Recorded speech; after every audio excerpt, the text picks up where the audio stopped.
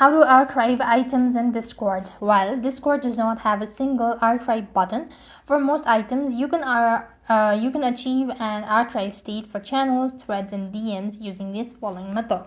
So there is no native archive button, but alternatively, what you could do is simply open the Discord.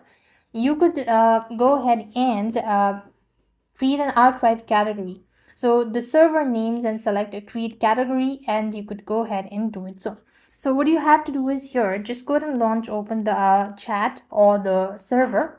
Then you could go to select the server settings, and here you have create category. Select it out. Then you could go ahead and name it as archive or something similar, and you could toggle the private category to on so only admins or specific roles can see it. So just like this, select the next button. You could drag and drop the channels that you want to archive into this new category.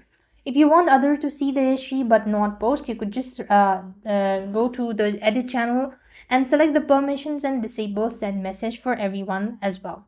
So this way you'll be able to archive items in Discord. I hope the video was helpful. Make sure to like, share, and subscribe. Thank you for watching. See you in the next video.